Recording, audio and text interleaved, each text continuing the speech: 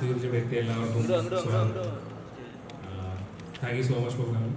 അതിൽ നിർത്തുമല്ല, വൈൻഡപ്പ് ചെയ്യല്ല, തുടങ്ങുന്നതിന് മുന്നേ ഒരു നന്ദി പറഞ്ഞുള്ളൂ ഉള്ളൂ. പിന്നെ എന്താണ് എനിക്ക് തോന്നുന്നത്, നമുക്ക് നേരെ നിങ്ങൾക്ക് എന്താണ് ചോദിക്കുന്നത്? എല്ലാവരും പരിചയപ്പെടാം. സൈഡിൽ തുടങ്ങിയാൽ പൂജയാണ്. എനിക്ക് നമ്മുടെ പൂജ നമ്മുടെ പടത്തിൽ അഭിനയിക്കുന്നുണ്ട്. അശ്വിനി നമ്മുടെ പ്രൊഡക്ഷൻ ഡിസൈനറാണ് സിനിമയുടെ. അശ്വിനി കലയുടെ പേര്. ഹിപ്സ്റ്ററിനെ എനിക്ക് എല്ലാവർക്കും അറിയാമെന്ന് തോന്നുന്നു. നമ്മുടെ മൂവിയിലെ നായകന്മാരുടെ ഒരാളാണ്. റോഷൻ, ഫഫ, ജിത്തു മാധവൻ, സജിൻ ഗോപു, നീരജ് ചേച്ചി, മിഥുൻ. അവരുടെ പടത്തിലെ പേര് പറയണോ ശരിക്കുള്ള പേര് പറയണമെന്ന് ചെറിയ കൺഫ്യൂഷനായി പോയതാണ്, ലേറ്റ് ആയത്. ലാസ്റ്റ് കസേര വരാൻ പോകുന്നു സുഷിൽ. അപ്പോൾ എനിക്ക് തോന്നുന്നു നമുക്ക് ഇതൊക്കെ പ്രത്യേകിച്ച് ആമുഖങ്ങളൊന്നും പറയാനില്ല. സിനിമയുടെ ഇതുവരെ ഇറങ്ങിയ ഔട്ടുകൾ എല്ലാവരും കണ്ടു കാണുമെന്ന് വിശ്വസിക്കുന്നു. ട്രെയിലർ, പാട്ടുകളെല്ലാം. അതിൽ കൂടുതലൊന്നും പുതിയതായിട്ടൊന്നും വരാനൊന്നുമില്ല. ഇനിയുമെല്ലാം ടീസറെന്ന് വിളിക്കണോ ട്രെയിലറെന്ന് വിളിക്കണോ നമ്മളിതുവരെ ഒരു തീരുമാനത്തിൽ എത്തിയിട്ടില്ലായിരുന്നു.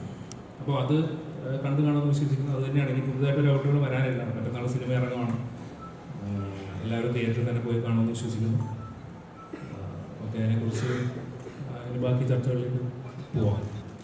അത്രയൊക്കെ ഉള്ളൂ പറയാനുള്ളത്.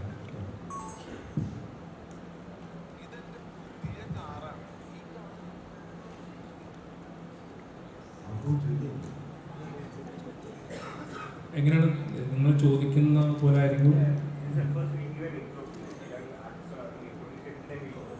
ഓ, അങ്ങനെയാണ്. Okay.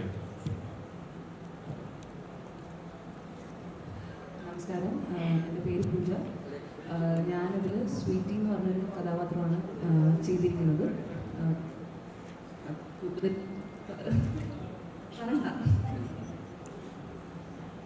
Hi, this is Ashwini Kade. I'm the production designer for the film. All I would like to say that it was a beautiful experience to work with this team, and everyone has supported me in every possible way. Thank you.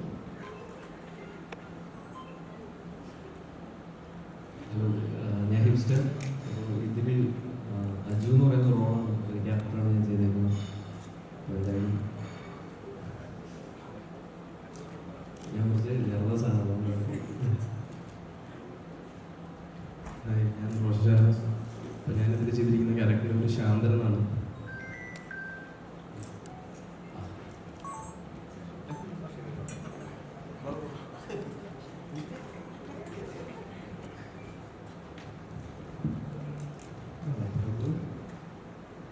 അപ്പോൾ ഞാനെൻ്റെ അവസാനം എൻ്റെ ക്യാരക്ടറിൻ്റെ പേര് രണ്ടാമെന്നാണ്. അപ്പം ഇതുവരെ ചെയ്യാത്ത പുറത്ത് കഥാപാത്രമായിട്ടൊക്കെ എനിക്ക് തോന്നി, കണ്ടപ്പോൾ തോന്നി. അപ്പോൾ അതാണ് സിനിമയെന്ന് പറയാനുള്ളത്. മറ്റൊന്ന് റിലീസാകുമ്പോൾ പടത്തെപ്പറ്റി ഒന്നും സംസാരിക്കുന്നില്ല. Thank you.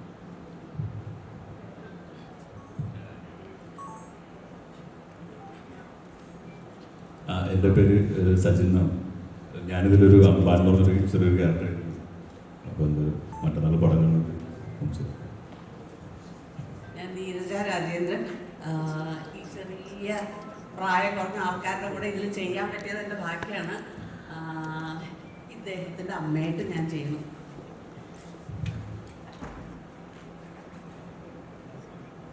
നമസ്കാരം, എൻ്റെ പേര് വിപിൻ ജയശങ്കർ എന്നാണ്. എൻ്റെ ക്യാരക്ടറിൻ്റെ പേര് വിധി എന്നാണ്. പിന്നെ ആവേശം ഞങ്ങൾ മൂന്നുപേർക്കും ഒരിക്കലും എന്താണ് 1% പോലും മറക്കാൻ സാധ്യതയില്ലാത്തൊരു അനുഭവമാണ്. ബാക്കിയെല്ലാം പടത്തിൻ്റെ റിസൾട്ട് വന്നിട്ട് സംസാരിക്കാൻ പോകുന്നു. എൻ്റെ ക്യാരക്ടറിൻ്റെ പേര് സുഷിൻ ഷാ. ഇതിൽ മ്യൂസിക് ചെയ്യുന്നു. ഇതൊക്കെ തന്നെ കുറച്ച് ഡിഫറെൻ്റ് ആയിട്ടുള്ള സോങ്സാണ് ഇതിൽ ചെയ്യാൻ പറ്റുമെന്ന് വിശ്വസിക്കുന്നുണ്ട്. ഇതുവരെ ചെയ്യാത്തൊരു പാറ്റേൺ പിടിക്കാൻ പറ്റി. കുറേ പാട്ടുകളുണ്ട്. പടം ഇറങ്ങുന്നു, എല്ലാവരും കാണണം. Thank you. അപ്പോൾ നമുക്ക് April 11th ആവേശം മീറ്റിംഗ് തിയേറ്റേഴ്സ്. സോ ഈ ആവേശം ടീമിൽ let's give them a big round of applause. നമ്മൾ ഭയങ്കര silent ആയിട്ടിരിക്കുകയാണ്. then we will start with the Q&A support. Right? Give them a big round of applause everyone. Team ആവേശം. You can open up your Q&A now. ആർക്കും questions ഒന്നും ഇല്ലേ?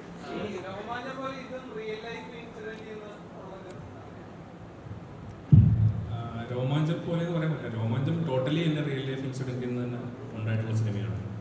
ഇത് ചെറുതായിട്ട് അവിടെ ഇവിടെ ഇൻസ്പയർഡ് ആക്കി പോയിട്ട് ഉണ്ടെന്നേ ഉള്ളൂ. ചില അനുഭവങ്ങൾ കഥയാക്കി വലുതാക്കി സിനിമയാക്കി എന്നുള്ളതേ ഉള്ളൂ. അത് പൂർണ്ണമായിട്ടും എൻ്റെ അനുഭവം എന്നൊന്നും പറയാൻ പറ്റത്തില്ല. ഇല്ല, രോമാഞ്ച സിനിമയായിട്ട് യാതൊരു കണക്ഷനും ഇല്ല. അല്ല, അതങ്ങനെയല്ല. അത് ചെറിയൊരു കൺഫ്യൂഷൻ ഉണ്ടായതാണ്. എന്തായാലും അത് ക്ലിയർ ചെയ്തേക്കാം. അതായത് രോമാഞ്ച സിനിമയിൽ ചെമ്പൻചേട്ടൻ ചെയ്ത ക്യാരക്ടർ, സെയ്ദ് എന്ന് പറഞ്ഞ ക്യാരക്ടർ ശരിക്കും അങ്ങനെ ഒരു അപ്പിയറൻസ് ഉള്ള ആളായിരുന്നില്ല. അപ്പോൾ ആ സിനിമയ്ക്ക് വേണ്ടിയിട്ട് നമ്മൾ പുള്ളിയുടെ അപ്പിയറൻസ് അങ്ങനെ ആക്കിയതാണ്. അപ്പിയറൻസും ആ സ്വഭാവവും രംഗ എന്ന് പറഞ്ഞ ക്യാരക്ടറിൻ്റെ പോലെ ഒരു സ്വഭാവം കൊടുത്തതാണ്.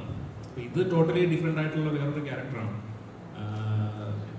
എനിക്ക് പേഴ്സണലി പരിചയമുണ്ടോ എന്ന് ചോദിച്ചാൽ നമ്മൾ ബാംഗ്ലൂർ പലയിടത്തും കണ്ടിട്ടുള്ള, മുന്നേ ഞാൻ പഠിച്ചിരുന്ന ടൈമിൽ കണ്ടിട്ടുള്ള ക്യാരക്ടറൈസിൽ നിന്ന് ഇൻസ്പയർഡ് ആയിട്ടാണ് ഈ ക്യാരക്ടറിനെ ഉണ്ടാക്കിയിട്ടുള്ളത്. അല്ലാതെ രോമാഞ്ചത്തിലെ ക്യാരക്ടറോട് യാതൊരു ബന്ധമില്ല. രോമാഞ്ചം തിയേറ്ററിൽ ഇറങ്ങിയപ്പോൾ ആദ്യമേ ഒരു സ്റ്റോപ്പ് ചെയ്ത് പോലെ ആദ്യം വലിയൊരു ഓളമൊന്നും ഉണ്ടാക്കിയില്ല. പിന്നീടാണ് ആളുകളിലേക്ക് ഇറങ്ങി വലിയൊരു തിയേറ്റേഴ്സിൽ മാറി മറ്റൊരു വലിയൊരു കൾച്ചറൊക്കെ ഉണ്ടായത്. ആവേശം അങ്ങനെയായിരിക്കും. ഒരു ആദ്യം തന്നെ തിയേറ്ററിൽ ആവേശം കൊള്ളിക്കുന്ന ലെവലിലുള്ള മേക്കിംഗ് ആവും.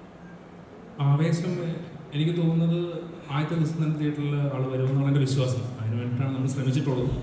ഇപ്പം നിങ്ങളോട് സംസാരിച്ചുകൊണ്ടിരിക്കുന്നത് അതിൻ്റെ ഭാഗമായിട്ടാണ്. നമ്മുടെ ആൾക്കാരെല്ലാവരും വരണം, വന്നൊരു ഓളം ഉണ്ടാക്കി തരണം തുടക്കത്തിൽ. അപ്പോൾ ആ ഓളത്തിൽപ്പെട്ട് മുന്നോട്ട് പോകണമെന്നാണ് വിശ്വസിക്കുന്നത്. അപ്പോൾ അതിന് വേണ്ടിയിട്ട് ഉണ്ടാക്കിയിട്ടുള്ള സിനിമയും കൂടെയാണ്. സിനിമ തിയേറ്ററിൽ നിറഞ്ഞ, അതായത് ഫുൾ ക്രൗഡോട് കൂടിയിരുന്ന് കാണേണ്ട, എൻജോയ് ചെയ്യേണ്ട ഒരു സിനിമയാണ്. ഇപ്പം നിങ്ങൾ ഫ്രണ്ടിലിരിക്കുന്ന പോലെ മിണ്ടാതിരുന്ന് കാണാൻ പറ്റുന്ന സിനിമയാണെന്ന് വിശ്വസിക്കുന്നത്. ഒച്ച ഉണ്ടാക്കിക്കൊണ്ട് തന്നെ കാണേണ്ട സിനിമയാണ്. വളരെ ചിരിച്ചും ഉറക്കെ ബഹളം ഉണ്ടാക്കി തന്നെ കാണേണ്ട ഒരു സിനിമയാണ്. അപ്പോൾ അതെനിക്ക് ഉറപ്പായിട്ടും തിയേറ്റർ വാച്ച് തന്നെയാണ്. രോമാഞ്ചം അങ്ങനെയായിരുന്നു. അപ്പോൾ ഉറപ്പായിട്ടും അതിന് മുകളിലേക്ക് ചെയ്യാനാണ് ശ്രമിച്ചിട്ടുള്ളത്. രോമാഞ്ചം ഇഷ്ടപ്പെട്ടവരും ഇഷ്ടപ്പെടാത്തവരും ഉണ്ട്. അപ്പോൾ രോമാഞ്ചം ഇഷ്ടപ്പെടാത്തവർക്ക് കൂടി ഈ സിനിമ ഇഷ്ടപ്പെടണമെന്നാണ് ഞാൻ വിശ്വസിക്കുന്നത്. അതിന് വേണ്ടിയിട്ടാണ് ശ്രമിച്ചിട്ടുള്ളത്.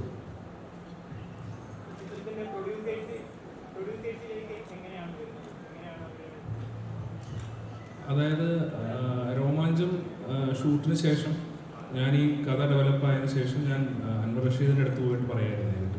ഫോൺ സംസാരിച്ച് ഒരു കഥ പറയാനുണ്ടെന്ന് പറഞ്ഞു. അങ്ങനെ സജിനാണ് എനിക്ക് ആക്ച്വലി അവിടെ കണക്ട് ചെയ്തത്. അപ്പോൾ അങ്ങനെ ഞാൻ പോയിട്ട് കഥ പറയായിരുന്നു.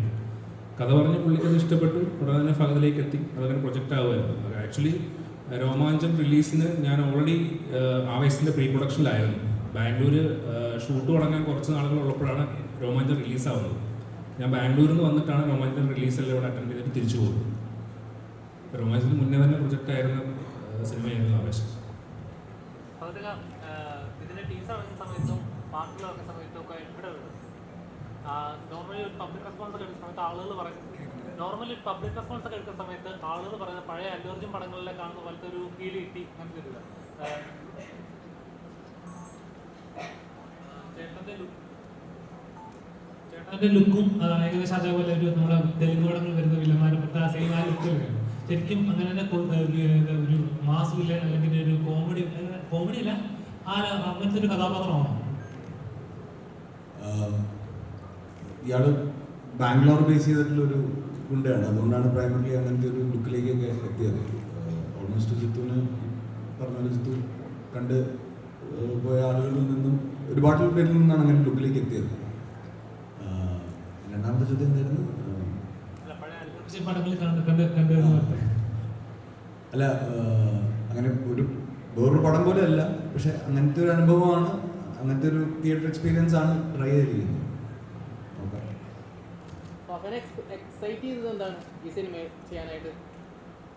ഇതുപോലത്തെ ഒരു പരിപാടി ഞാൻ ഇതിനു മുമ്പ് പിടിച്ചിട്ടില്ല. എന്നെ ഇങ്ങനെ ആരും അഴിച്ചു വിട്ടിട്ടുമില്ല. ആദ്യമായിട്ടൊരു കൊമേഴ്ഷ്യൽ പടം, ഒരു ഔട്ട് കൊമേഴ്ഷ്യൽ പടം ചെയ്യുകയാണ്. അപ്പോൾ ഒരു ആക്ടിങ് പ്രോസസ്സിൽ അതൊരു ഈസി ആയിരുന്നോ, ടഫായിരുന്നോ മറ്റുള്ളവരിൽ നിന്ന്? ഈ ക്യാരക്ടർ കുറച്ച് എന്താ പറയുക, കുറച്ച് ലൗഡാണല്ലോ. അപ്പം അതിൻ്റേതായിട്ടുള്ള കോംപ്ലിക്കേഷൻസ്. അയാൾ കറക്റ്റ് മലയാളം അല്ല സംസാരിക്കുന്നത്. അങ്ങനത്തെ ഫുട്ടേജ് ഒന്നും വരാത്തതുകൊണ്ടാണ്. കന്നഡയും മലയാളമൊക്കെ മിക്സ് ചെയ്തിട്ടുള്ളൊരു ഇതാണ്. അപ്പം ഉറക്കെയാണ് സംസാരിക്കുന്നത്. അങ്ങനെയുള്ള കുറേ കാര്യങ്ങളുണ്ട്.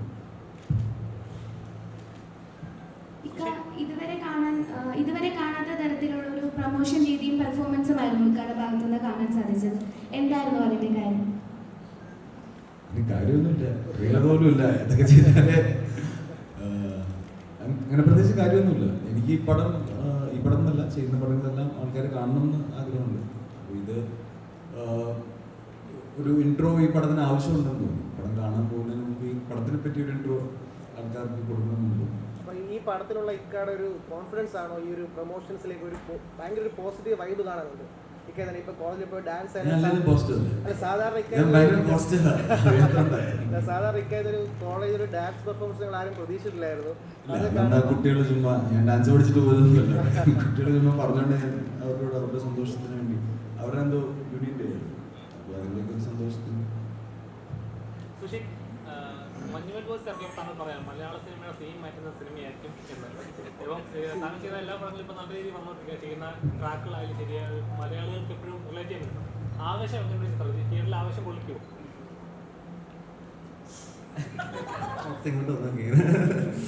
തിയേറ്ററിൽ ആവേശം കൊള്ളിക്കണമല്ലോ, അതുകൊണ്ടല്ലേ അങ്ങനെ ഒരു ആവേശം എന്നുള്ള പേര് വെച്ചിട്ട്. ഇതേപോലെ തന്നെയായിരുന്നു കഴിഞ്ഞ പ്രാവശ്യം രോമാഞ്ചം കൊള്ളിക്കും എന്നുള്ളൊരു സാധനം. അപ്പോഴും എനിക്കൊരു എക്സൈറ്റ്മെന്റ് ഉണ്ടായിരുന്നു, രോമാഞ്ചം കൊള്ളിക്കും എന്നുള്ളൊരു സാധനം. ആവേശം ഉറപ്പായിട്ടും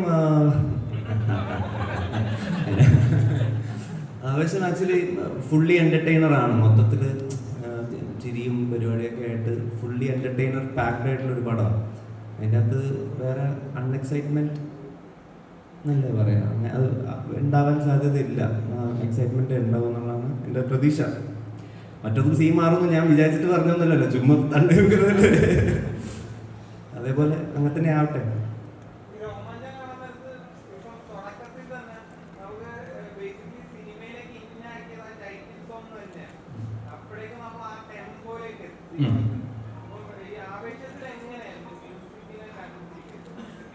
ആവേശത്തില് രോമാഞ്ചത്തിലുള്ള പോലെ, രോമാഞ്ചത്തിൽ ഇപ്പൊ അങ്ങനെ ഒരു ട്രാക്കൊക്കെ അങ്ങനെയുള്ളൂ. ഇതിലുള്ള മിക്ക ട്രാക്സും അങ്ങനെ ഫുള്ളി അത്യാവശ്യം ടെമ്പോ ഉള്ള ട്രാക്സ് തന്നെയാണ് ചെയ്തിരിക്കുന്നത്. അതും ഈ പറഞ്ഞ പോലെ അങ്ങനെ പാട്ടിന് വേണ്ടിയിട്ടുള്ള സിറ്റുവേഷൻസ് ഇല്ല, എല്ലാം ഒരു സ്കോർ പോലെ.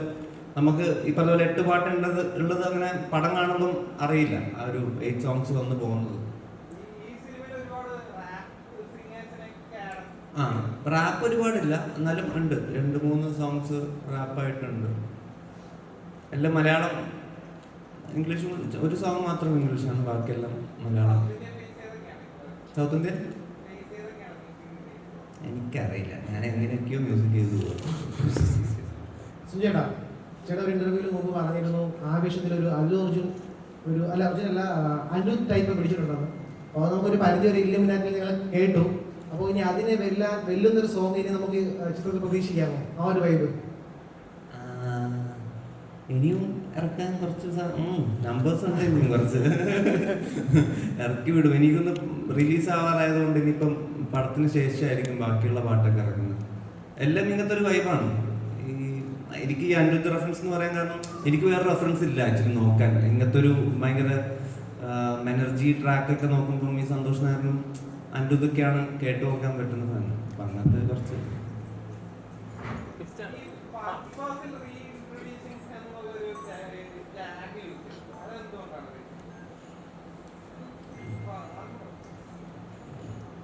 ചുമ്മാ യൂസ് ചെയ്യും, കാരണമൊന്നുമില്ല. ചുമ്മാ എന്തെങ്കിലും ഒരു ലൈക്ക് പറഞ്ഞല്ലോ, ഞാൻ ഇതുവരെയും ചെയ്യാത്ത സിനിമകളുടെ സ്വഭാവവും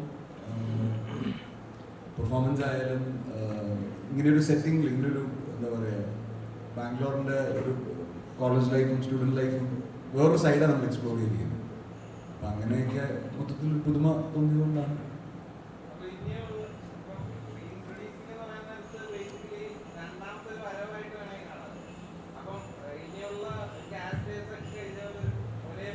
ഇത് ആക്ച്വലി പുള്ളിയുടെ സെക്കൻഡ് പേഴ്സണാലിറ്റിയാണ്. അതായത് ഇതുവരെ ചെയ്തുകൊണ്ടിരുന്ന പടങ്ങൾ ചെയ്യുമ്പോൾ ഫഹദ് ഫാസിൽ എന്ന് വയ്ക്കും, ഇനി ഇതുപോലത്തെ വേറെ എന്തെങ്കിലും മാസ് പടമോ അല്ലെങ്കിൽ കൊമേഴ്ഷ്യൽ പടം ചെയ്യുമ്പോൾ ഫഫാന്ന് വയ്ക്കും. അതിനുള്ളൊരു പരിപാടിയാണ്, തുടക്കമായിട്ടുള്ളതേ ഉള്ളൂ.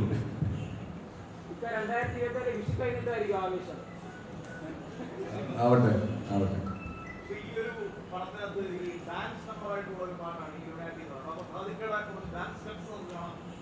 കുറേ കാണാനുണ്ട്. ഒരു ദിവസം കൂടെ വെയിറ്റ് ചെയ്താൽ മതി.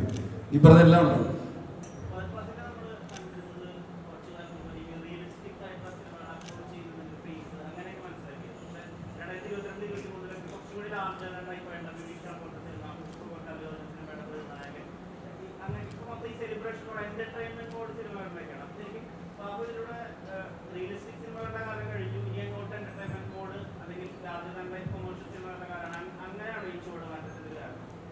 അല്ല, അങ്ങനെയല്ലല്ലോ, ഒരിക്കലും അല്ല. ഇപ്പം എന്നെ തേടി വരുന്ന സിനിമകളാണ് ഞാൻ ചെയ്യുന്നത്.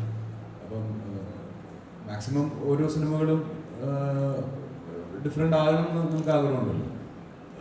ഈ സ്വഭാവത്തിലുള്ള സിനിമകൾ ഇപ്പോൾ ചെയ്യാൻ മെയിൻ റീസൺ എന്താണെന്ന് വെച്ചിട്ടുണ്ടെങ്കിൽ എൻ്റർടൈൻമെൻറ്റ് കുറച്ചുകൂടെ സിനിമകളിൽ വരണം എന്ന് തോന്നി. ഇപ്പം ഈ പറയുന്ന ഓഫ് ബീറ്റ് ഫിലിംസിനൊക്കെ ഇപ്പം നമുക്ക് വേറെ പ്ലാറ്റ്ഫോംസ് ഉണ്ട്. അപ്പോൾ അത് തിയേറ്ററിക്കലായിട്ട് ചിന്തിക്കണമെന്നൊന്നുമില്ല. ഇതിനെല്ലാം പല പല ഓപ്ഷൻസ് ഉണ്ട്. തിയേറ്ററിക്കലായിട്ട് സിനിമകൾ ചിന്തിക്കുമ്പോഴാണ് ഈ സ്വഭാവത്തിലേക്കുള്ള സിനിമകളിലേക്ക് എത്തുന്നത്.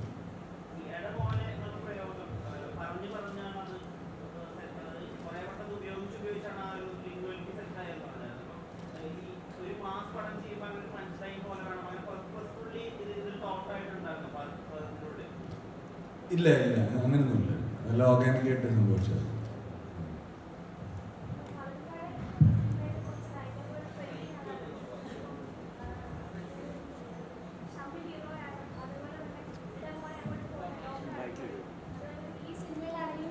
മോനെ എന്നുള്ളൊരു ഡയലോഗ് ഭയങ്കര ട്രെൻഡിങ് ആയിട്ട് വരുന്നുണ്ട്. ഇതിൽ ഡയറക്ടറിൻ്റെയും റൈറ്ററിൻ്റെയും മാത്രം ചോയ്സാണ്, അത് പകുതിക്കാട് ഒരു കോൺട്രിബ്യൂഷൻ അവിടെ വരുന്നുണ്ടോ? നമ്മൾ ഡിസ്കസ് ചെയ്ത് വന്നതാണ്.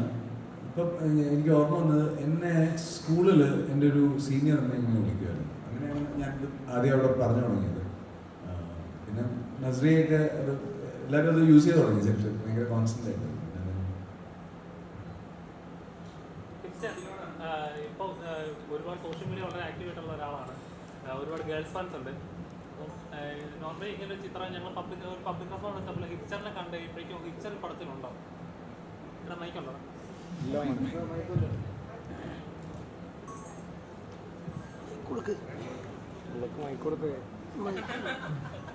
ഒരുപാട് ഗേൾസ് ഫാൻസ് ഉള്ള ഒരാളാണ്. സോഷ്യൽ മീഡിയ വളരെ ആക്റ്റീവ് ആയിട്ടുള്ള ഒരാളാണ്. ഇതിന്റെ ഒരു പബ്ലിക് റെസ്പോൺസ് എടുത്ത സമയത്ത് തന്നെ ഹിക്ചർ ഈ പടത്തിലുണ്ടോ? അത് കാണാനൊരു ഇൻട്രസ്റ്റ് ആണ്. ഉണ്ട്. ഗേൾസ് ആയാലും കുറച്ച് അദ്ദേഹം ഈ പടത്തിലുണ്ടോ എന്ന് ചോദിച്ചിട്ട്, അപ്പോൾ അത്രയും ഒരുപാട് ഫാൻ ഫോളോവേഴ്സ് ഉള്ള ഒരാളാണ്. ഈ പടത്തിലേക്ക് ഇങ്ങനൊരു ക്യാരക്ടർ എന്താണെന്നൊരു, എങ്ങനെയാണ് ഈ പടത്തിലേക്ക് പോകുന്നത്? പടത്തിലേക്ക് ജിത്തു ചേട്ടൻ വിളിക്കുക ഫസ്റ്റ് പടമാണല്ലോ. ഫസ്റ്റ് പടമല്ലേ? അപ്പോൾ ഇതേപോലൊരു പകുതിക്കാർ പറയുമ്പോൾ തന്നെ വലിയൊരു ആക്ടർ ഒരുപാട് പടങ്ങൾ ചെയ്ത് നമ്മുടെ മലയാളികളിൽ ഇന്നും ഇപ്പോഴും ഒരുപാട് ഓർക്കുന്ന കഥാപാത്രങ്ങൾ ഇങ്ങനൊരു പ്രൊഡക്ഷനിലേക്ക് ഭാഗമാകുമ്പോൾ എന്താണ് ഫസ്റ്റ് സ്ട്രൈക്ക് ചെയ്തത്? എക്സൈറ്റ്മെന്റ് തന്നെയായിരുന്നു. പിന്നെ എന്താ, ഞാൻ മുമ്പ് പറഞ്ഞ ഫാൻ ബോയ് മൊമെന്റ് ആയിരുന്നു അത്. ഇപ്പം എനിക്കായാലും റോഷനായാലും നിതിൻ്റെയും ഫസ്റ്റ് പടമാണ്.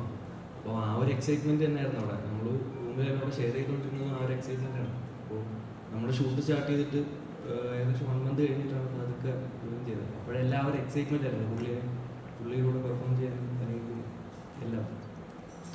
ശരിക്കും പകുതിക്ക് ഇങ്ങനത്തെ ഒരാളാണ്. കാരണം വെച്ചാൽ നോർമലി നമ്മൾ ഒരു ആക്ഷൻ പറഞ്ഞു കഴിഞ്ഞാൽ ആൾ വേറെ ലെവൽ. നമ്മൾ ടീച്ചറെ കണ്ടു കഴിഞ്ഞാൽ ഡാൻസിൽ ചെയ്തൊക്കെയാലും ആൾ വേറെ ലെവൽ. അങ്ങനെ കട്ട് പറഞ്ഞു കഴിഞ്ഞപ്പോഴേക്കും ആളൊരു നോർമൽ ഒന്നിനും ഇല്ലാത്ത സൈലന്റ് ടൈപ്പ് അങ്ങനത്തെ ശരിക്കും അങ്ങനെ തന്നെയായിരുന്നു ആള്. ആക്ഷൻ പറഞ്ഞു കഴിഞ്ഞാൽ പിന്നെ രംഗയാണ്. അത് നമുക്ക് ഇപ്പം ഷൂട്ടിന് പോകുന്നതിന് മുന്നേ എന്തോ പഠിക്കാൻ പോവാണെന്ന് വീഡിയോ ചെയ്തിട്ടാണ് പോയെന്ന് ഇങ്ങനെ കേട്ടിട്ടുണ്ട്. സോ ഇപ്പം യൂട്യൂബ് എടുത്ത് നോക്കിക്കഴിഞ്ഞാൽ ഹിസ്റ്ററി ലാസ്റ്റ് വീഡിയോ 1 year ബാക്കാണ്. അപ്പോൾ അതിൽ കമൻറ്റൊക്കെ നോക്കിക്കഴിഞ്ഞാൽ മകനെ മടങ്ങി വരുമെന്നൊക്കെ പറഞ്ഞിട്ട് ഒരുപാട് കമൻറ്റ് ഉണ്ട്. അപ്പോൾ എന്തുകൊണ്ട് പിന്നീട് ഒമേഗിൾ നോക്കിയില്ല, അല്ലെങ്കിൽ പകുതിക്കൊക്കെ അപ്പം ഇനി സിനിമകളായിരിക്കും കൂടുതൽ നോക്കുക, അല്ലെങ്കിൽ നേരത്തെ ഇതുപോലത്തെ വ്ളോഗ് പരിപാടി ഇങ്ങനെയായിരിക്കും? ഞാൻ മെയിൻലി ഇപ്പോൾ എൻ്റെ വീഡിയോസ് കഴിഞ്ഞാൽ എൻ്റർടൈൻമെൻറ്റ് മാത്രം ഫോക്കസ് ചെയ്തത്. ഒരു കോണ്ടന്റ് ക്രിയേറ്റർ എന്ന നിലയിൽ എൻ്റർടൈൻമെൻറ്റ് മാത്രം എൻ്റെ വീഡിയോസ് നമുക്ക് അറിയാം. അത് മാത്രം ഫോക്കസ് ചെയ്യുന്നത്. ഞാൻ ഒരു ഫ്ലോയിൽ പോകുന്ന ഒരാളാണ്. അപ്പോൾ ഫിലിമിലിപ്പോൾ ജിത്തുചേട്ടൻ വിളിച്ചപ്പോഴത്തേക്ക് ഞാൻ ചെയ്തു.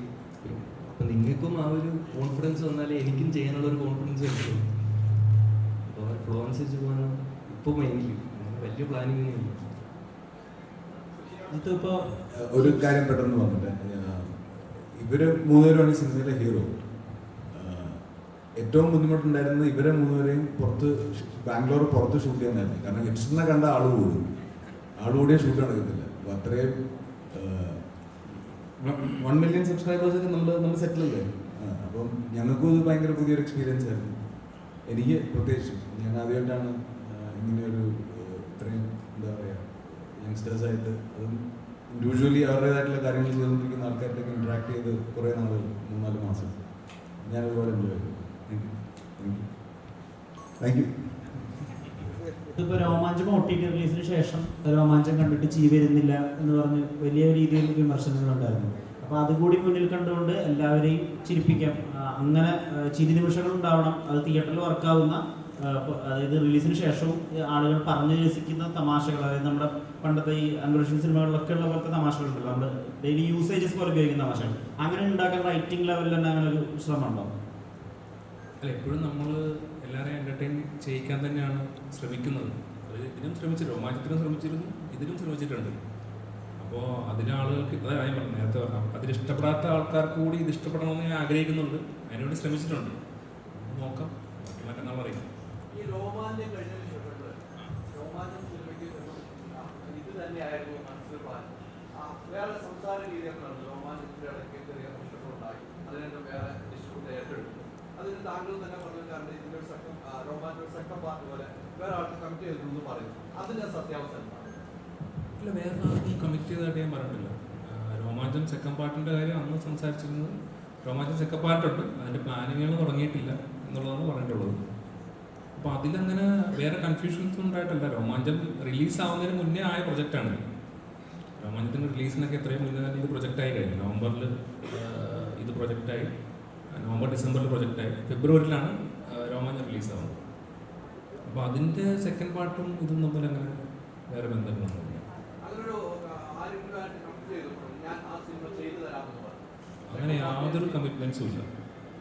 അല്ല, എനിക്ക് അങ്ങനെ അല്ലെങ്കിലും അതിനെക്കുറിച്ച് അത്രയും ഒരു വളരെ സെക്കൻഡ് പാർട്ട് എന്താണെന്ന് പോലും പൂർണ്ണമായിട്ട് തീരുമാനമായിട്ടില്ല. ഒരു സ്ക്രിപ്റ്റ് ആവാതെ ഒരിക്കലും കമ്മിറ്റ്മെൻറ്റിലേക്ക് പോകില്ലല്ലോ.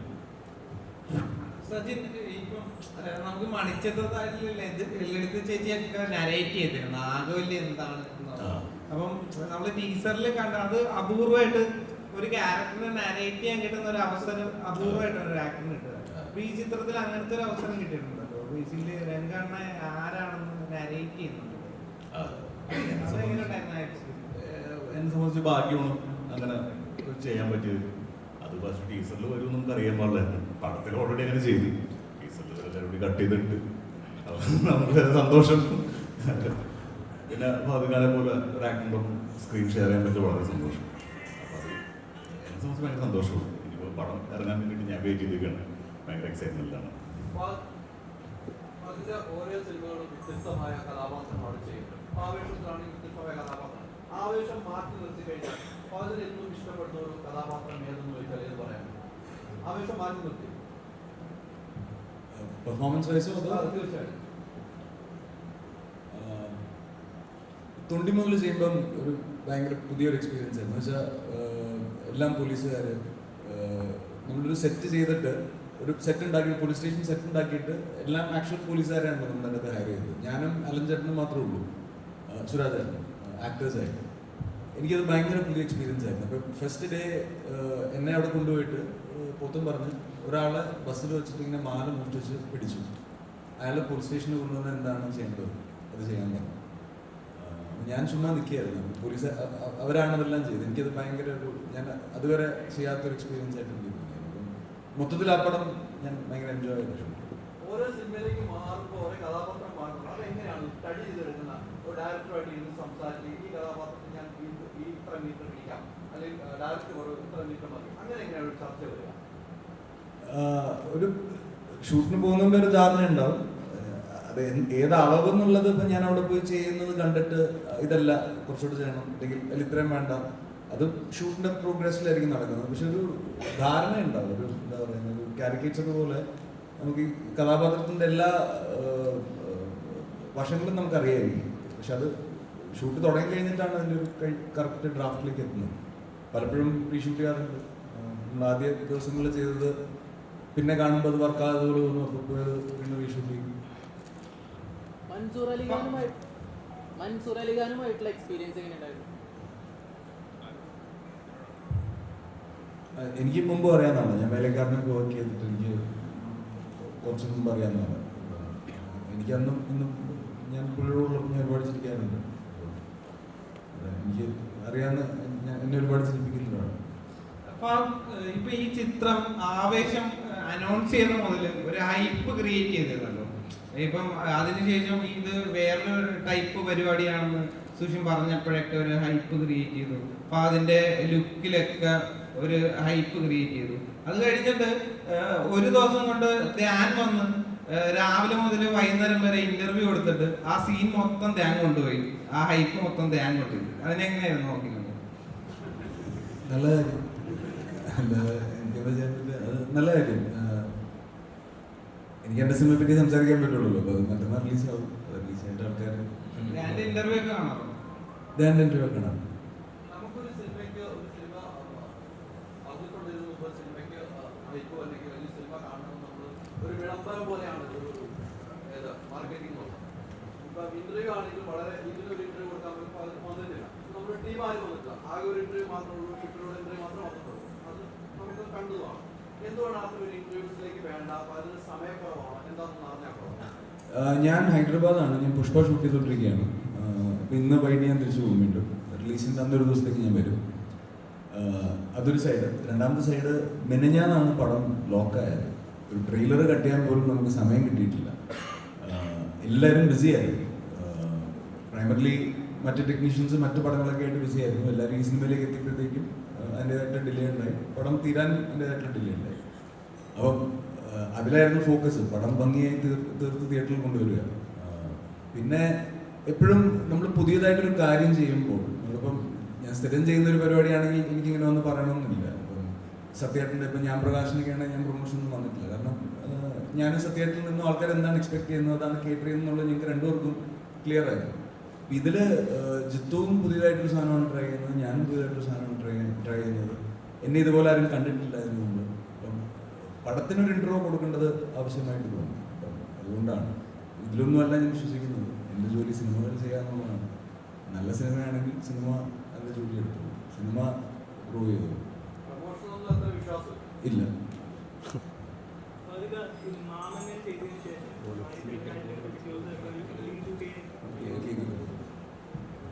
മാമന്നിന്റെ ഷൂട്ടിൽ ഒരു സീൻ എടുത്തതിന് ശേഷം പിറ്റേ ദിവസം നായർ സാറിൻ്റെ അടുത്ത് ചേട്ടൻ ചെന്നിട്ട് നമ്മൾ ഇന്നലെ എടുത്ത സീൻ ഒന്നുകൂടെ റീക്രിയേറ്റ് ചെയ്യാമെന്ന് അങ്ങോട്ട് പറഞ്ഞതായിട്ട് കേട്ടിട്ടുണ്ട്. അപ്പം ഇതൊരു പുതിയ പരിപാടിയാണ്. അപ്പം ഇതിൽ അത്തരത്തിൽ എടുത്ത സീൻ പിന്നീട് വേറെ രീതിയിൽ ചെയ്യാം എന്ന് പറഞ്ഞ് ചേട്ടൻ ഡയറക്ടറിൻ്റെ അടുത്ത് അപ്രോച്ച് ചെയ്ത് അങ്ങനെ എന്തെങ്കിലും സിറ്റുവേഷൻ ഉണ്ടായിട്ടുണ്ട്? ഉണ്ട്. എൻ്റെ സിനിമ ജീവിതത്തിൽ അങ്ങനെ ഒരുപാട് എല്ലാ സിനിമകളിലും അതുണ്ടായിട്ടുണ്ട്. ഞാൻ പോയി റീഷൂട്ട് ചെയ്യണമെന്ന് ഞാൻ ആവശ്യപ്പെട്ടു. ഏറ്റവും കൂടുതൽ സമയമെടുത്ത് റീഷൂട്ട് ചെയ്ത് അങ്ങനെ എന്തെങ്കിലും ഇൻസിഡൻസ് ഉണ്ടായിട്ടുണ്ടോ? പണിയായിട്ട് നടന്ന ഇല്ല, പെട്ടെന്ന് ഓർത്ത് പറയാനൊന്നുമില്ല. പക്ഷെ എനിക്കെപ്പോഴും അങ്ങനെ റീഷൂട്ട് ചെയ്യുമ്പോൾ കുറേ കൂടെ ആ സീൻ കൺട്രോളിൽ വന്ന പോലെ എനിക്ക് തോന്നാറുണ്ട്. അതുകൊണ്ടാണ് ഞാൻ എപ്പോഴും അത് ഓപ്റ്റ് ചെയ്യുന്നത്. ട്രാൻസിലൊരു സീക്വൻസ് ഉണ്ടായിരുന്നു. എത്ര റീഷൂട്ട് ചെയ്തിട്ടും ശരിയാകാതെ ആദ്യം ഷൂട്ട് ചെയ്ത് വെച്ച് ചെയ്യുന്ന മലയാളത്തിൽ ചെയ്തു വരുന്ന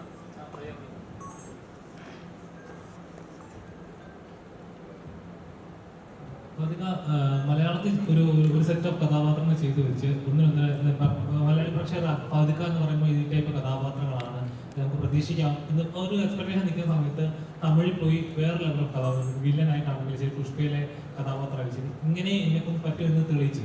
അപ്പോൾ മലയാളത്തിൽ അതേപോലത്തെ ഒരു മാസ് വില്ലൻ അങ്ങനത്തെ ഒരു ടൈപ്പ് ഓഫ് കഥാപാത്രം ചെയ്യണം ആഗ്രഹമാണ്. അത് ഇപ്പോൾ പോകുന്ന പോലത്തെ ട്രാക്കിൽ തന്നെ ചെയ്യണമെന്നാണ് ആഗ്രഹം. ഇല്ല, അങ്ങനെ ഒരു സിനിമ ഒത്തു വന്നാൽ ചെയ്യും. ചർച്ചകളുണ്ട്. വേറൊരു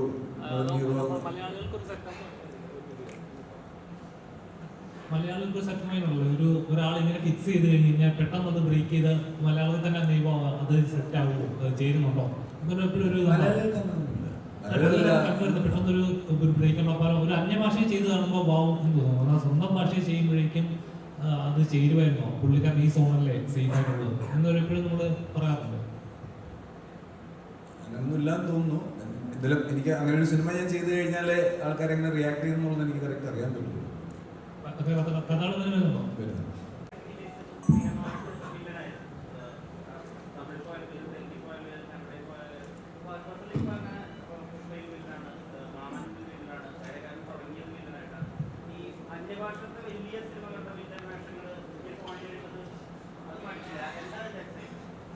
ഇല്ല, അതിന്റെ എക്സൈറ്റ്മെന്റ് ഈ ടാലന്റ് കൊളാബറേഷൻ തന്നെയാണ്. ഇപ്പം വിക്രത്തിൽ മാമനിൽ വടിവേൽ സാറിന്റെ വില്ലനായിട്ട് അഭിനയിക്കാന്നുള്ളത് എനിക്ക് ഭയങ്കര എക്സൈറ്റ്മെന്റ് ഉള്ള കാര്യമായിരുന്നു. പുഷ്പയിൽ ബണ്ണിയുടെ കൂടെ ഇങ്ങനെ ഒരു സിനിമ ചെയ്യാൻ പറ്റുന്നത് എക്സൈറ്റ് ചെയ്യുന്ന കാര്യങ്ങളാണ് നമ്മൾ ചെയ്യുന്നത്. ബാക്കിയെല്ലാം സെക്രട്ടറിയാണ്. ആസ് എ സിനിമ അത് നമ്മൾ എക്സൈറ്റ് ചെയ്യുന്നതുകൊണ്ടാണ് നമ്മൾ അതിനകത്ത് നിൽക്കുന്നത്. ഇതിലൊന്നും ഒരു പ്ലാനൊന്നുമില്ല. ഇപ്പം ഞാൻ തമിഴിൽ ചെയ്യുന്ന വടിവേൽ സാറായിട്ട് ചെയ്യുന്ന പടം കോമഡി പടമാണ്. രജനി സാറായിട്ടുള്ള പടം ഹ്യൂമറാണ്. അപ്പം ഇതെല്ലാം സംഭവിക്കുന്നതാണ്. അങ്ങനെ പ്ലാനൊന്നും ഇല്ല. എല്ലാം സേഫ്. എനിക്കറിയില്ല. ഇതൊന്നും ഞാൻ പറഞ്ഞില്ല, ഒന്നും പ്ലാൻ ചെയ്ത് സംഭവിക്കുന്നല്ല. നമ്മളെ വിശ്വസിക്കുന്ന കുറെ ആൾക്കാരെ തരുന്ന എനർജിയും കോൺഫിഡൻസുമാണ്.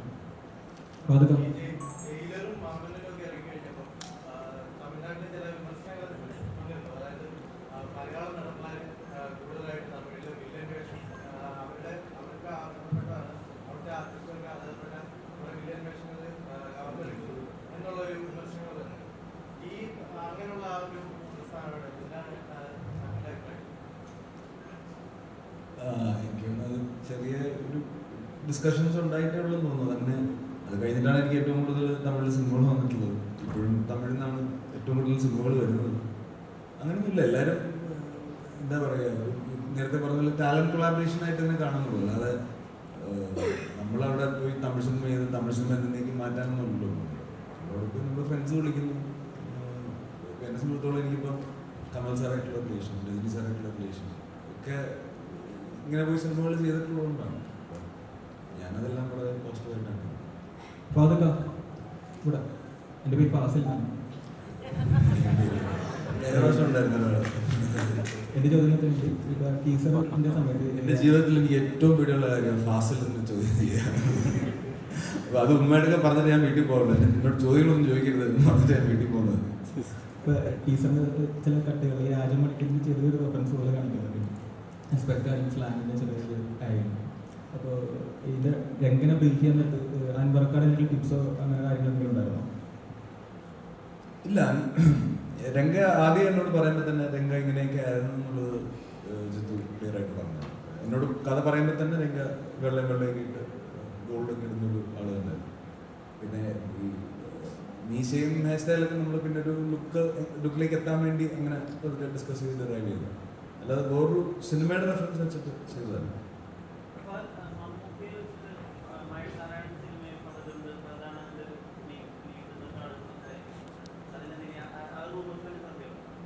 മമ്മൂക്ക വെച്ച് മഹേഷി എന്ന പടത്തിൽ ഞാനാണ് ലീഡാകുന്നത്. ഇല്ലില്ല, അത് മമ്മൂക്ക മഹേഷി ചിത്രമാണ്. ജിത്തു ചേട്ടൻ ഇപ്പം രോമാഞ്ചം നോക്കിക്കഴിഞ്ഞാൽ അതിൻ്റെ ഒരു ക്ലൈമാക്സ് പോർഷനിലേക്ക് വരുമ്പം രോമാഞ്ചം വരുന്നൊരു ഷോട്ട് കാണിക്കുന്നുണ്ട്. അത് ഭയങ്കര ബ്രില്യൻ്റ് ആയിട്ടാണ് പ്ലേസ് ചെയ്തേക്കുന്നത്. അപ്പം ആവേശത്തിലേക്ക് വരുമ്പോൾ ഈ ഒരു ടൈറ്റിൽ എങ്ങനെയാണ് വരുന്നത്, അല്ലെങ്കിൽ സിനിമയും ടൈറ്റിലും തമ്മിലുള്ള കണക്ഷൻ? അല്ല, ആവേശം എനിക്ക് തോന്നുന്നു നമ്മൾ എടുത്തിട്ടുള്ളത് അത് കാണുമ്പോൾ എപ്പോഴും തോന്നുന്നത്, അതിൽ ഏറ്റവും കൂടുതൽ തോന്നുന്നൊരു വികാരമാണ് ഈ ആവേശം എന്ന് പറയുന്നത്. അപ്പോൾ അത് തന്നെയാണ് ഈ പടത്തിൽ പ്ലേസ് ചെയ്തിട്ടുള്ളത്. കുറേ ഉണ്ട് വെച്ചത്. 12 വർഷം ബാംഗ്ലൂർ ഉണ്ടായിരുന്നു. ഇപ്പോൾ 2 വർഷത്തെ കഴിഞ്ഞിട്ടുള്ളൂ. ഇനിയുണ്ട് കുറേ.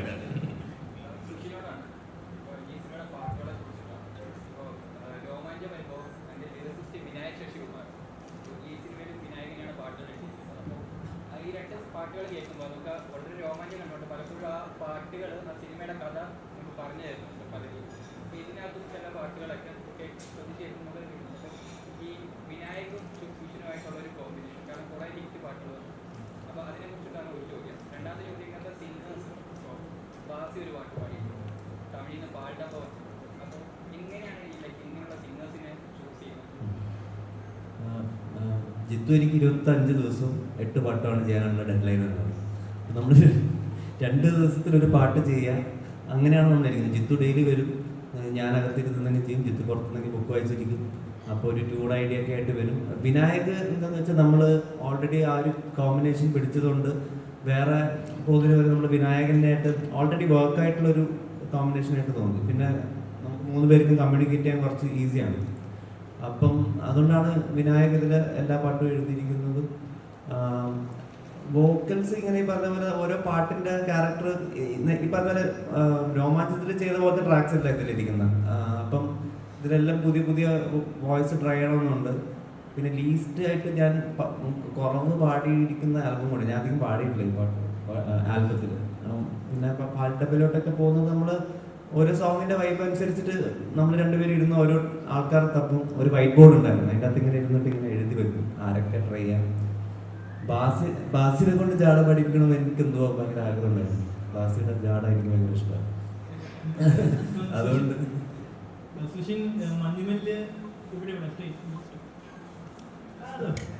മഞ്ഞുമല്ല് എന്താ വേടനായിട്ട് കൊളാബറേറ്റ് ചെയ്ത് ഇപ്പം ഇതിൽ നോക്കുമ്പോൾ ഡാക്സി ആയിട്ട് വർക്ക് ചെയ്തിട്ടുണ്ട്. അപ്പോൾ ഇവരോടൊപ്പം ഒക്കെ വർക്ക് ചെയ്ത് കഴിഞ്ഞപ്പോൾ ഉള്ള ആസ് എ മ്യൂസിക് ഡയറക്ടർ ഉണ്ടായ ഒരു ചേഞ്ച് എന്താണ്?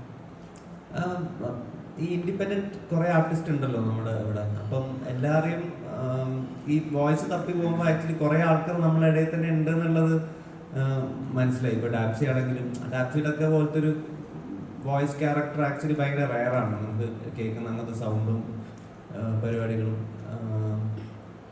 അതാണ് കൂടുതലും ഇൻഡിപെൻഡന്റ് ആർട്ടിസ്റ്റിനെയാണ് ഇതിനകത്ത് ഫീച്ചർ ചെയ്യാൻ നോക്കിയിരിക്കുന്നത്. കൂടുതലും സ്ഥിരമായിട്ട് പാടുന്ന ആൾക്കാരെക്കാളും തപ്പിയെടുത്ത്.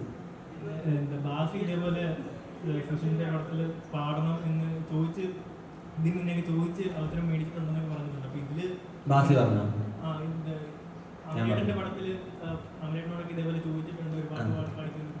അപ്പൊ അത്തരത്തിൽ സുഷിനോട് ചോദിക്കാറുണ്ടോ ബാസി? അതെ, എനിക്ക് അവന്റെ ജാട ഭയങ്കര ഇഷ്ടമാണ്. അവനെ ചോദിക്കില്ല. എന്റെ ആവശ്യമാണ് ബാസി പാടണമെന്നുള്ളത്. കാരണം ആ വോയിസ് അല്ലാണ്ട് എനിക്ക് വേറൊരു സൗണ്ട് വരുന്നില്ല ജാടപ്പാട്ടിന്. അപ്പൊ അങ്ങനെ ഞാൻ ബാസിക്ക് ചുമ്മാ ട്രാക്ക് അയച്ചു കൊടുക്കലും ബാസി എന്ന് പറഞ്ഞപ്പോ പാടിപ്പിച്ചു. അത്രേ ഉള്ളൂ. ഉറപ്പായിട്ടും പാടിപ്പിക്കും. ഈ ആവേശത്തിന്റെ ഒരു പ്രൊഡക്ഷൻ നോക്കുവാണെങ്കിൽ ടീസറും ട്രെയിലറാണ് ഫുള്ള് വലിയ കളർ പരിപാടികളാണ്. എന്ന് പറഞ്ഞു കഴിഞ്ഞാൽ ഭയങ്കര ഒരു വലിയ സ്കെയിലായിട്ട് മലയാളത്തിനെ കണ്ട് വരാത്ത കുറെ കാര്യങ്ങളാണ് ഇല്ലെന്ന് തോന്നുന്നത്. ഫസ്റ്റ് ഇവിടെ രോമാഞ്ചം എന്ന് പറയുന്നത് ഒരു വീട് അത് ചുറ്റിപ്പറ്റി എങ്ങനെ വരുമ്പോൾ ഇതിനകത്ത് ഇഷ്ടംപോലെ ക്യാരക്ടേഴ്സും ഭയങ്കര പ്രൊഡക്ഷൻ തന്നെ ഭയങ്കരമായിട്ട് വലിയൊരു സ്കെയിൽ വന്നിട്ടുണ്ട്. അപ്പോൾ രണ്ടാമത്തെ സിനിമയിൽ ഇത്രയും വലിയൊരു ചേഞ്ച് വരുമ്പോൾ അതെങ്ങനെയാണ് ഹാൻഡിൽ ചെയ്തത്? അതിൻ്റെ ഒരു പ്രിപ്പറേഷൻ പരിപാടികളൊക്കെ അല്ലതാ കഥ ഡിമാൻഡ് ചെയ്തുകൊണ്ടാണ് ഇപ്പോൾ അങ്ങനെ വന്നത്. രോമാഞ്ചത്തിന് അതായിരുന്നു ആവശ്യം, അതുകൊണ്ട് രോമാഞ്ചം അങ്ങനെ എടുത്തു. ആവേശത്തിന് ഇപ്പോൾ അങ്ങനെ ഒരു സ്കെയിലാണ് ആവശ്യം. അങ്ങനെയാണ് കഥ പറയുന്നത്. അതിൻ്റെ സിറ്റുവേഷനും ക്യാരക്ടേഴ്സും പുരോഗമിക്കുന്ന രീതിയും ലൊക്കേഷനും എല്ലാം അങ്ങനെയാണ്. അതുകൊണ്ടാണ് നാച്ചുറലി അതങ്ങനെ ഒരിതായിട്ടുള്ളത്. അതെങ്ങനെ ഹാൻഡിൽ ചെയ്ത് പോകുന്നത് വെച്ചാൽ നമ്മളൊരു ദിവസം ഒരു സിനിമ ഒരുമിച്ചല്ലോ എടുക്കുന്നത്, ഓരോ ഷോട്ട് വീതമല്ലോ, എളുപ്പമാണത്. ചേട്ടാ, തമിഴ് സിനിമയ്ക്ക് ഒരു മാരി പോലെ നമുക്ക് മലയാള സിനിമയ്ക്ക് ഒരു രംഗയായി മാറും. മലയാള സിനിമയ്ക്ക് ഉറപ്പായിട്ടും രംഗയായിട്ട് മാറും. ജിത്തു, ഇപ്പോൾ നമ്മുടെ തമിഴിലും തെലുങ്കിലൊക്കെ നമ്മൾ ടൈറ്റിൽ കാർഡ്സ് വല്ലാതെ സെലിബ്രേറ്റ് ചെയ്യുന്നതാണ്. ഇപ്പോൾ സൂപ്പർ സ്റ്റാർ ചെയ്യാൻ എഴുതി വരുന്ന പോലെ മലയാളത്തിൽ അങ്ങനെ ഇല്ല. അപ്പോൾ ആവേശത്തിൽ അങ്ങനെ ഫാഫയ്ക്ക് ഒരു ടൈറ്റിൽ ഉണ്ടാവും.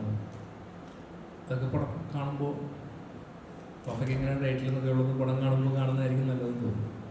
എന്നാലും ഫാൻസ് സെലിബ്രേറ്റ് ചെയ്യാത്തൊക്കെ ഒരു ടൈറ്റിൽ അങ്ങനെ ഉണ്ടാവുന്നത് ഈ പറഞ്ഞ തിയേറ്റർ ഡിസൈനിന് എളുപ്പമായിരിക്കില്ല. അതൊന്നും ഫാൻസ് സെലിബ്രേറ്റ് ചെയ്യില്ല, സിനിമ സെലിബ്രേറ്റ് ചെയ്യാൻ. ഒരു നിലവിളിയിലൂടെയും ഓട്ടത്തിലൂടെയും സിനിമയുടെ ഗ്രാഫ് പെട്ടെന്ന് ഉയർത്തിയ ഒരു കഥാപാത്രത്തിൽ നിന്നും ആവേശത്തിലേക്ക് വരുമ്പോൾ അതിൽ ഇമ്പാക്ട് കിട്ടുന്ന ഒരു ക്യാരക്ടർ ആയിരിക്കും.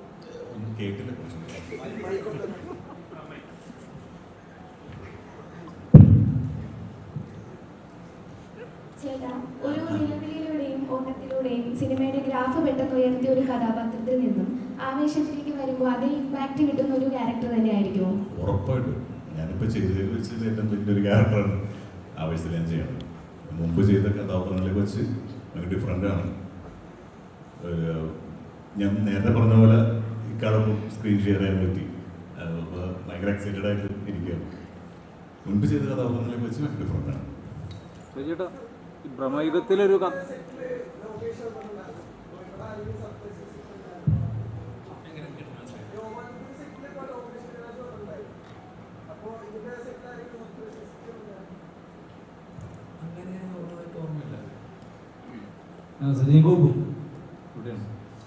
ഈ ബ്രഹ്മയുഗത്തിൽ നല്ലൊരു കഥാപാത്രത്തെ വന്നിട്ട് അത് മാറ്റി നിർത്തിയിട്ടാണ് ആവേശത്തിലേക്ക് വന്നത് പറഞ്ഞു കേട്ടിട്ടുണ്ട്. അതേപോലെ നല്ല രീതിയിൽ ജിം വർക്കൗട്ടൊക്കെ ചെയ്തിട്ടാണ് ഈ കഥാപാത്രത്തിലേക്ക് വന്നതെന്ന് കേൾക്കുന്നുണ്ട്. എങ്ങനെ ഉണ്ടായിരുന്നു ആവേശം? ബ്രഹ്മയുഗം മാത്രമല്ല, കുറേ സിനിമകൾ മാറ്റി വെച്ചിട്ടാണ് ആവേശം ചെയ്യുന്നത്. ഞാൻ പറയണം, ഞാൻ ഷൂട്ട് നീട്ടി പോയതാണ് എനിക്ക് ബ്രഹ്മയുഗത്തിൽ നിന്ന് മാറേണ്ട വന്നത്. ഞാൻ സമയത്തിന് ഷൂട്ട് ചെയ്തില്ല, കറക്റ്റ് സമയത്ത് ഷൂട്ട് തീർത്തുമില്ല. സോറി ഏട്ടാ.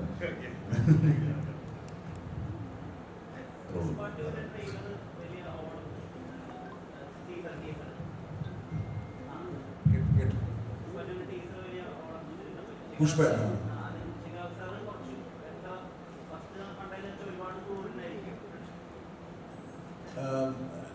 വേറൊരു ഇൻട്രസ്റ്റിംഗ് ട്രാക്കാണ്. കൂടുതൽ പരിപാടിയൊന്നുമല്ല, ഭയങ്കര ഇൻട്രസ്റ്റിംഗ് വേറൊരു ട്രാക്കാണ്. രസമുണ്ട്.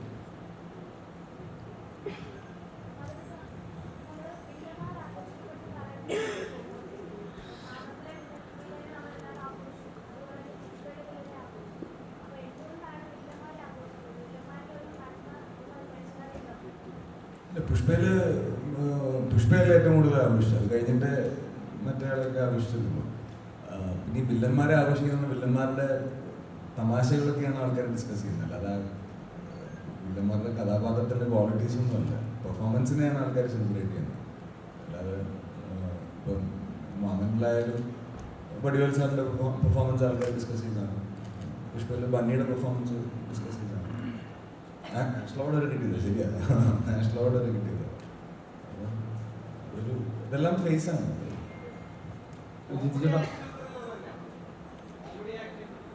ആവശ്യം ആ പറയാം. ഇതെല്ലാം ഉണ്ട്, കോമഡി ഉണ്ട്, ആക്ഷൻ ഉണ്ട്, ത്രില്ലറുണ്ട്. അത് അതുകൊണ്ട് കുറച്ച് ഒറ്റ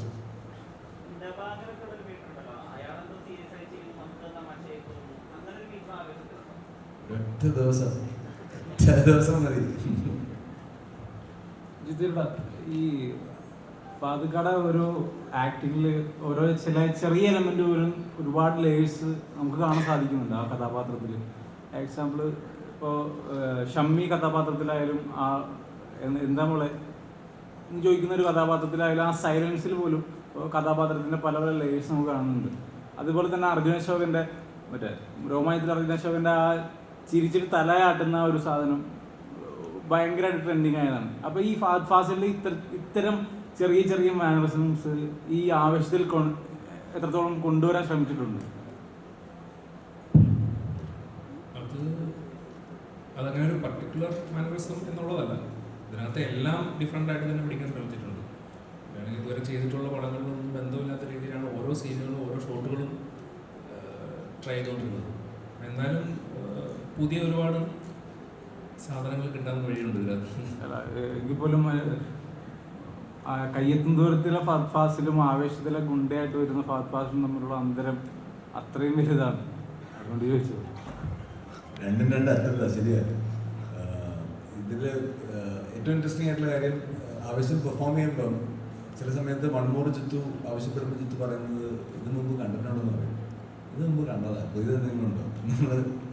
അപ്പോൾ അത്രയും കോൺഷ്യസ് ആയിട്ട് ഒരാൾ നിന്ന് നമ്മളെ ഡയറക്റ്റ് ചെയ്യുമ്പോൾ ആ ഫ്രഷ്നെസ് സ്ക്രീനിൽ ഉണ്ടാവണമെന്നാണ് പ്രതീക്ഷിക്കുന്നത്.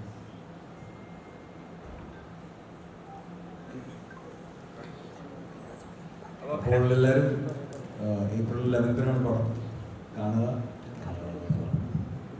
സെലിബ്രേറ്റ് ചെയ്യുക. Thank you. Happy Eid, enjoy.